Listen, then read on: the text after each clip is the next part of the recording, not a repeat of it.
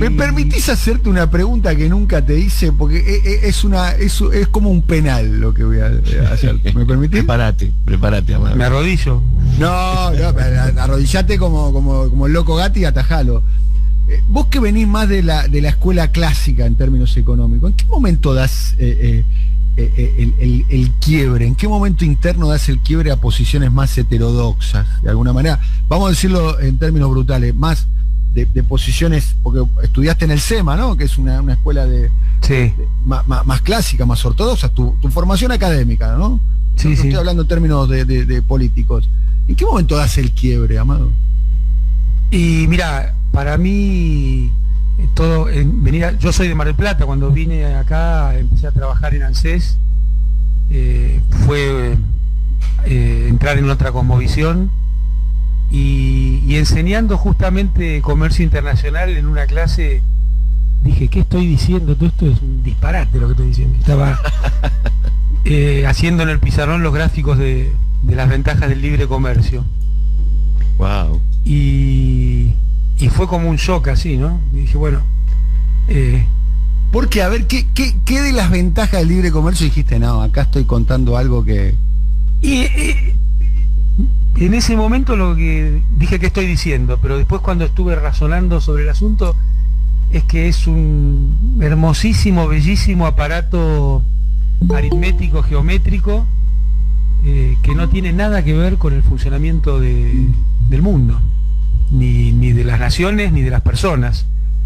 Y me parece que todo lo que la economía, digamos, que se enseña, que se dice que es economía... En ciencia se distingue entre ciencia positiva y ciencia normativa. Positiva es aquella que, según se dice, funciona así, el mundo funciona así. Y normativa sería aquella que da prescripciones para que distintas visiones puedan lograr lo que pretenden.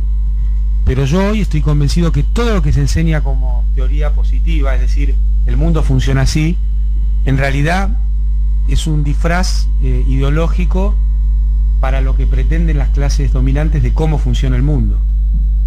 Por ejemplo, cuando se enseña teoría de los precios, se enseña los precios, oferta, demanda y la libertad de los actores que toman decisiones.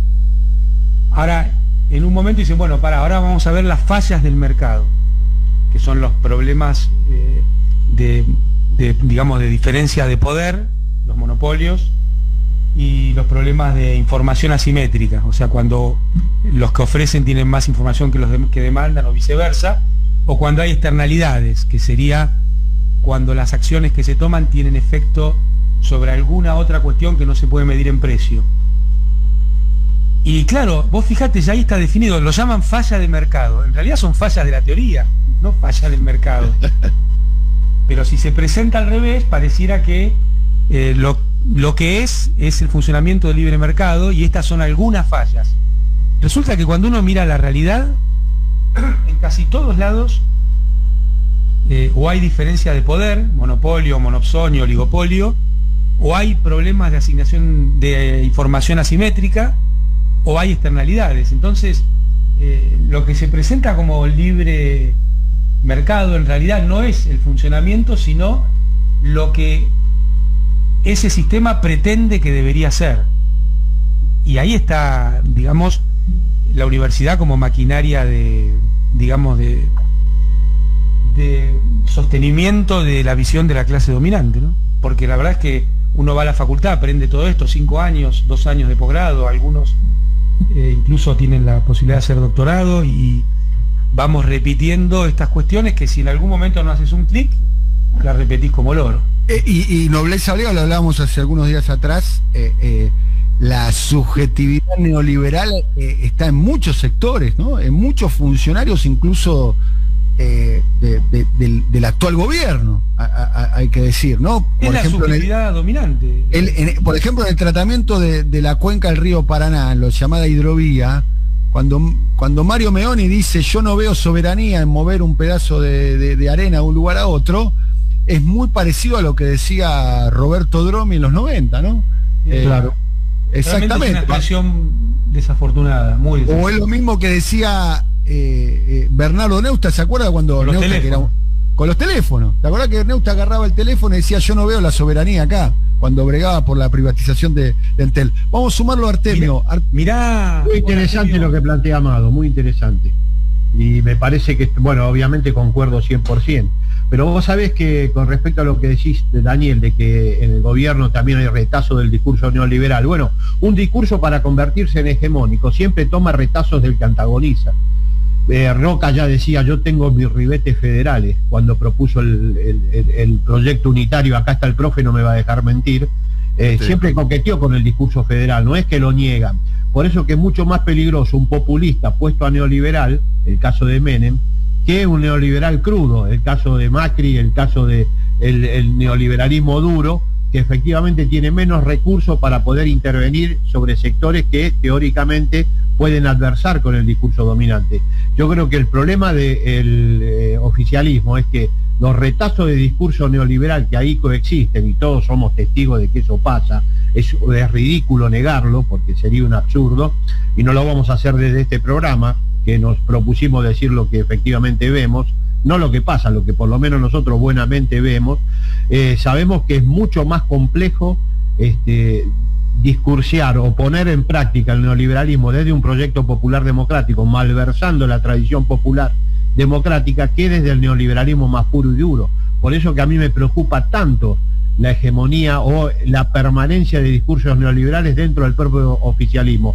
Dentro de Juntos por el Cambio me preocupa menos, te soy sincero. O sea, creo que tienen menos capacidad de intervención y de involucrar a sectores que teóricamente pueden adversar con el discurso neoliberal y que son normalmente son las víctimas de este proyecto. Pero dentro del oficialismo la coexistencia de retazo del neoliberalismo es muy grave, es muy preocupante, y quitarle valor o quitarle volumen a ese mecanismo me parece que es un problema severo. No puede haber dentro del Frente de Todos una hegemonía de los sectores que piensan en clave neoliberal, porque algo muy malo sucedería con el proyecto popular democrático. Mirá, esto que está diciendo Artemio, ¿no? Para que veamos la potencia de ese fenómeno y que no es idiosincrático de la Argentina. Cuando le preguntaron a Margaret Thatcher cuál era su principal logro político, Margaret Thatcher, una de las que, digamos, impuso el neoliberalismo en el mundo desde Inglaterra junto con Ronald Reagan de Estados Unidos. Cuando le preguntaron cuál era su principal logro político, dijo el gobierno de Tony Blair. Es decir, que un poco en tono de burla, ella estaba expresando esto que dice Artemio, que el gobierno laborista que la sucedió estaba siguiendo las mismas políticas neoliberales que ella. Y te diría que Reagan podría decir lo mismo de Obama, o de Clinton, ¿no? El gobierno de Clinton, lo que Nancy Fraser llama el neoliberalismo progre. O sea que el tronco de las políticas son neoliberales, pero en algunas cuestiones de género o de discurso aparentan ser populares. Sí, bueno, la figura de Nancy Fraser, ¿no? Como liberal progresismo, ¿no? Exacto. Exactamente. 11:34, estamos en el conversatorio. Vamos a ver si podemos poner la columna del profe. Vamos a arrancar con el tema que trajo Artemio, si les parece. Amado dijo que quiere hablar sobre la situación, sobre la relevancia de China en la Argentina y en la región. Pero Artemio, vos traes una pregunta que me parece que vas a intentar desplegar como pregunta y tratar de responder, que es ¿cómo vota la clase media baja y cómo vota la clase media media, Artemio? Claro. Bueno, vos viste, Daniel, Amado, bueno, profe, que la gran incógnita para los consultores, para la patria consultora, los opinólogos, los analistas políticos, es cómo va a votar ese 30% de ciudadanos que no forman parte de los núcleos duros de las dos coaliciones que polarizan hoy el escenario electoral. Y esa es la gran discusión. Estos son sectores medios bajos, que van entre el tercer decil y el sexto decil de ingresos, que captan en total el 24% del ingreso total, mientras el 10% más rico capta el 32%, hay que decirlo, hoy en Argentina estamos en esa situación, y que tienen como modalidad fundamental de ingreso familiar el salario. Y normalmente la decisión de voto de estos sectores tan estratégicos para terminar dirimiendo una compulsa electoral son las condiciones socioeconómicas. O sea, el clima electoral se constituye sobre la fecha de elecciones y la determinación de voto de estos sectores está vinculado a las condiciones socioeconómicas y fundamentalmente a cómo le fue en términos de ingresos familiares y condiciones materiales de existencia con respecto a las expectativas que tenían y a las promesas del gobierno de turno. Entonces yo creo que hay que tener en cuenta que en Argentina el ritmo de recuperación económica no está siendo suficiente para que estos sectores observen mejoras en la vida cotidiana y mejoras de las condiciones socioeconómicas.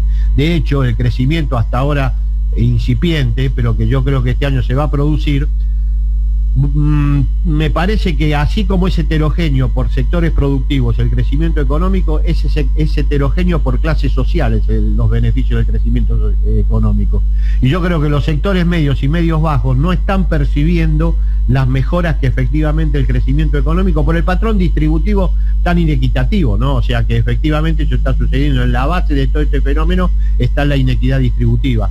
Y yo creo que el gobierno enfrenta una coyuntura electoral estratégica, muy central, donde el voto decisivo de sectores medios y medios bajos, que no están cooptados o no están intervenidos por el sector, por el sistema de transferencia de ingresos vía planes sociales u otros mecanismos que tiene el gobierno disponible para los sectores populares, son sectores que están en ese sentido huérfanos de protección social. Yo creo que ese voto tan decisivo, ese 30% de sectores medios bajos y sectores medios que finalmente van a contribuir a definir la elección, basa su decisión de voto en cuestiones socioeconómicas muy concretas que hoy lamentablemente todavía no están visibilizados y no están a la orden del día cuando analizamos el comportamiento de distintos indicadores sociales: pobreza, desempleo, distribución del ingreso, nivel salarial. Una buena medida de lo que va a suceder, lo comentamos en la columna de esta semana en Siempre Soy, va a ser cómo reacciona el gobierno frente a la actualización del salario mínimo vital y móvil que tiene pendiente ahora en los últimos días de abril. Esa actualización de ninguna manera puede estar por debajo del 50% para cumplir con la promesa electoral de que el gobierno pretende que los ingresos familiares evolucionen sobre la inflación. Y para los sectores medios, el salario mínimo vital y móvil, sobre todo los medios bajos, es clave. Por lo tanto, vamos a comenzar a observar qué va a pasar en términos electorales con este segmento estratégico de la población, de acuerdo a cómo se vayan resolviendo puntualmente problemas específicos de ingreso para las familias. Y me parece que el comienzo para observar qué es lo que sucede realmente con las promesas de gobierno de que los salarios evolucionen por sobre la inflación, va a ser la mesa de salario mínimo vital y móvil, que a mi juicio tiene que estar pensando una actualización por arriba del 50%, por arriba del 32%. ¿Eso se define cuándo, Artemio? Creo que a fines de abril. Mira, creo que la mesa la integra un sector por parte del gobierno, otro sector por parte de las empresas y otro sector por parte de los gremios. Creo que uno de los que está incorporado a esa mesa es Hugo Yasky, por parte de los gremios. Así que sería... Hoy el salario mínimo está en 20 lucas, ¿no? Sí, 21.600 pesos. Sí, tendrían que llevarlo a 30.000. 21.600, muy bajo, muy bajo. 32.000 pesos, profe, para estar en línea con la inflación. Pero si la promesa de estar por sobre la inflación se cumple, tendríamos que hablar de un salario mínimo que va a estar 2 o 3 puntos por arriba de eso. Yo no podés arriesgar una cifra, pero nunca por abajo de los 32.000 pesos. Eso me parece una actualización probable. Vamos a pararnos sobre ese punto, también, Amado, ¿no? Porque, yo te diría que es central todo lo que dijo Artemio, y tenés dos contracaras que agregarle a eso para encarar este año, digamos, no solo el proceso electoral, sino la vida de nuestros compatriotas. Claro. ¿Qué haces con aquellos que no tienen trabajo? ¿Cómo complementar los ingresos? Para mí la interrupción del IFE ha sido un disparate. Creo que el presidente está tomando medidas en ese sentido, como el bono de 15.000 que anunció. Me parece que es una gran reacción. Pero el otro punto que no se puede dejar de lado es qué sucede con los precios. Y en este sentido, no pueden permitir que haya ningún aumento de ningún servicio público, ni cuestiones como la salud en esta circunstancia de pandemia, además de los precios de la canasta básica, ¿no? ¿Puedo meter una opinión muy tímidamente? Estoy absolutamente de acuerdo con lo que dice Artemio, también con lo que dice Amado, pero por la dinámica que venimos llevando en el último año y medio, veo muy difícil que otorguen un aumento del 50% del salario mínimo, y también veo difícil medidas radicales para frenar los aumentos de precios. No es que no lo desee, lo quiero con... Bueno, si son radicales sale mal. Radicalizadas. Ahí está. Ustedes, más allá de que están señalando un diagnóstico, ¿ven posible un cambio de la actitud y la dinámica que se lleva hasta ahora tan fuerte? Yo por un lado te diría que el presidente viene marcando que el salario le tiene que ganar la inflación desde antes de comenzar el gobierno. Entonces, bueno, él irá haciendo los ajustes en su sistema, en su equipo, para que esto suceda. Porque hasta hoy no está sucediendo. No está sucediendo. En eso el profe tiene razón. Lo que estamos viendo no parece indicar ese camino. Ahora, un aumento del 50% del salario mínimo vital y móvil. Y me refiero a esto porque si no son discusiones muy abstractas, que tiene que mejorar esto, que tenemos que ir por... Hay cosas concretas. Esta es una, porque el salario mínimo vital y móvil coordina jubilaciones, pensiones, planes de empleo, o sea, es muy importante. Es un valor de referencia en la economía muy, muy central, con efectos sociales muy contundentes. Ahora, ¿por qué pedimos 50%? ¿Por qué hablamos de 50%? Bueno, el salario mínimo fue actualizado al 28% en la última actualización, con una inflación de 36.1. Ahí tenés 8 puntos de caída en el poder adquisitivo real con respecto a la inflación. Y luego tenemos una inflación punta a punta de 42 puntos. Cuando se discuta el salario, entre la pérdida de poder adquisitivo y la inflación realmente existente, punta a punta, estamos en 50 puntos de actualización. Es evidente que tiene que pasar una actualización de esas cargas. Les digo, el salario mínimo, que va a arrastrar las jubilaciones mínimas, pensiones mínimas, va a estar tiene que estar por arriba de los 30.000 pesos, que es la mitad del valor de una canasta de pobreza. Eso es lo que estoy diciendo. Estamos hablando como una barbaridad. El incremento de un precio muy importante de la economía, a mi juicio, cuando en realidad se ubica todavía en situaciones de no permitir al hogar que recibe un salario mínimo vital y móvil superar la línea de pobreza. Apenas va a superar la línea de indigencia si se coloca en 32.000 pesos. O sea, estamos hablando de pisos realmente increíblemente bajos de ingresos familiares. Y nos parece, y yo comparto con el profe, no parece ser que el camino que transitamos hasta ahora desemboque en una suba del 50% de ningún... de hecho, ni las paritarias están pidiendo esa actualización para los salarios de distintos sectores, y el salario mínimo es la excepción. Bueno, vamos a cambiar de tema. Lo tenemos ahí, Amado. Amado, a ver, la cuestión geoestratégica, vacunas, bueno, ha fracasado, por lo menos hasta ahora, hay que decir, no se está cumpliendo, incluso lo que nos dijo a nosotros Bisotti, también lo que nos dijo a nosotros Cecilia Nicolini, que a mitad de este mes o en la tercera semana del mes de abril estarían llegando las vacunas de AstraZeneca. Está la cuestión ahí ahora con el laboratorio Richmond para el fraccionamiento aquí en la Argentina de las vacunas Sputnik. Y mientras tanto está un contrato que se está más o menos cumpliendo en términos con la provisión de vacunas de origen chino. Pero más o menos vemos a los tres países más importantes de la Tierra, Rusia, China y Estados Unidos, y el otro conglomerado regional, en este caso es Europa, la Comunidad Europea, con Alemania y con Francia como locomotoras, como las grandes, los grandes polos de poder del mundo. Y de China, ¿cuál es la oportunidad de China para la Argentina, Amado?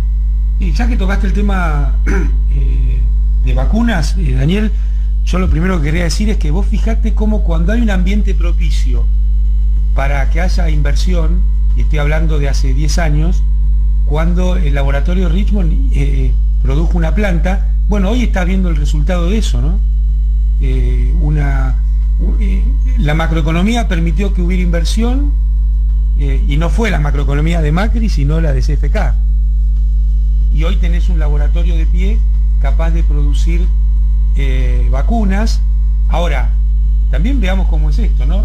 La importancia de los estados, porque vos tenés la vacuna rusa que viene de un esfuerzo estatal de investigación, desarrollo y producción, y el Estado argentino como comprador de las vacunas en Argentina. Entonces, cuando se habla de la actividad empresarial, Por supuesto que es importante la creatividad, la inversión, el riesgo, pero el verdadero entorno positivo para los negocios lo da el esfuerzo de los estados, que en definitiva no es ni más ni menos que el esfuerzo de los pueblos como colectivos y no de individuos sueltos, ¿no?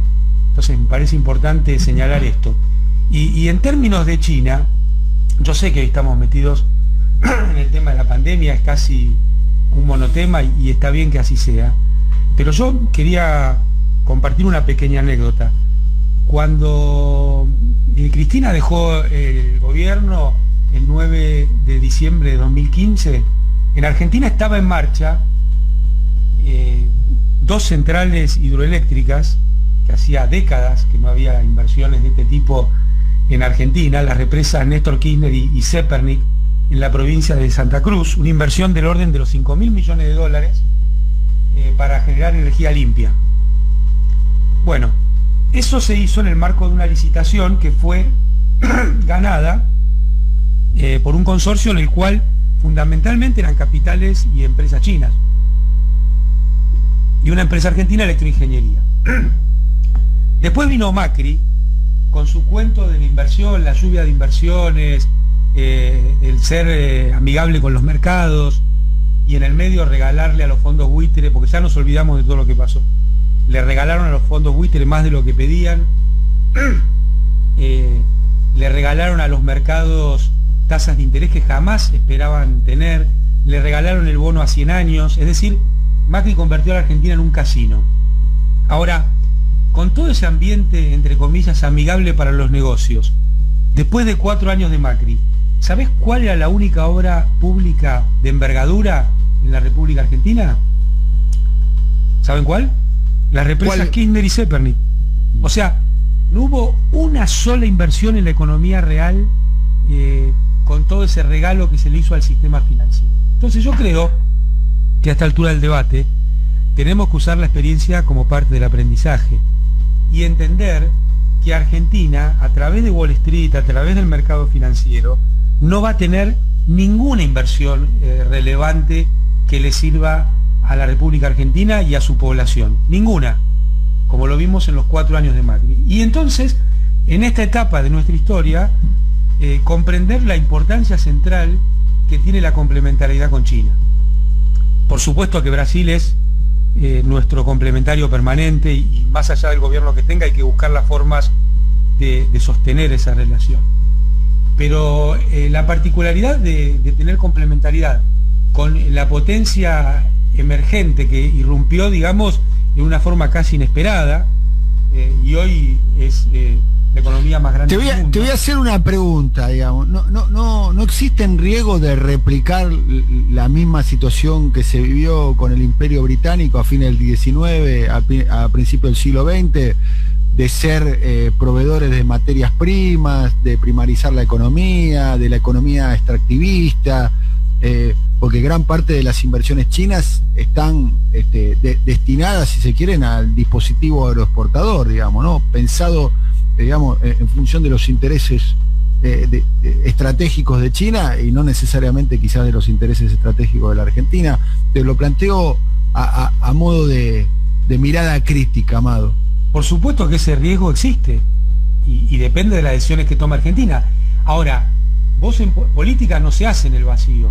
Tenés que medir contra qué alternativa digamos, tomás una decisión. La alternativa es la decisión que tomó Macri, de alinearse con Estados Unidos, con Europa y destruir la Argentina. Entonces, por supuesto que una política de complementariedad con China tiene riesgos, bueno, tenés que ocupar tu lugar. Pero yo te diría que tiene algunas cuestiones centrales. Por ejemplo, en el tema energético. Ya está funcionando la obra de las represas Kirchner-Zepernik. Pero tenemos listo para avanzar, y no se está avanzando, la cuarta, que sería la quinta en realidad, central nuclear, la Atucha 3, una inversión del orden de los 2.000 millones de dólares, que tiene transferencia tecnológica, que sirve para mejorar nuestra matriz energética, o la obra del gasoducto Vaca Muerta, que es una obra del orden de los 4.000 millones de dólares. Y vos tenés que elegir qué es lo que haces. Pero me parece central el tema de la energía nuclear, que Argentina tiene alrededor del 5% de su generación energética nuclear. O sea que ahí tenemos para hacer un desarrollo muy importante. Cuando uno compara esto con otros países, la verdad que hay mucho para desarrollar, y Argentina tiene una historia respecto a esto, ¿no? Vos comparás, Francia tiene alrededor del 70% de energía nuclear, Estados Unidos alrededor del 20%. Es decir, y nosotros tenemos ahí ventajas comparativas y un desarrollo tecnológico que nos puede poner en un lugar muy interesante en el tema energético, en el tema nuclear. Entonces yo lo que diría es que las cuestiones que sabemos que son solo mejoras, que no tienen riesgo, hay que acelerarlas. Es una inversión con 8 años de, ¿cómo se dice? 8 años de gracia en el pago, con 25 años de repago. Es decir, es una situación en la cual Argentina solo tiene para ganar. Y me parece que esto no hay que perderlo de vista, porque como se dice, que decía Perón, la política es la política internacional, ¿no? Entonces me parece que hay que aprovechar este tiempo para justamente para darle a las cuestiones estructurales de mediano plazo, darles importancia y darles ritmo, mientras por supuesto el gobierno se está ocupando de la cuestión de la pandemia, ¿no? Porque te quería reiterar, esto de la energía nuclear es como un tema pasado de moda, pero sin embargo cuando uno ve Alemania tiene el 12% de generación de energía nuclear, Bélgica el 40%, Corea del Sur el 23%, para nombrar los países más importantes, ¿no? España 20%, más importante en PBI, Estados Unidos el 20%, como ya decía, Francia el 72%, es decir que ahí hay un desarrollo muy importante y que además diría que es un hecho de soberanía hacia adelante, ¿no? Bien, sobre el final tengo algunas cuestiones para compartir con ustedes. A ver, no sé ¿qué prefieren para los minutos finales? Les pregunto a Artemio, al profe, Amado. Algo de séptimo hijo.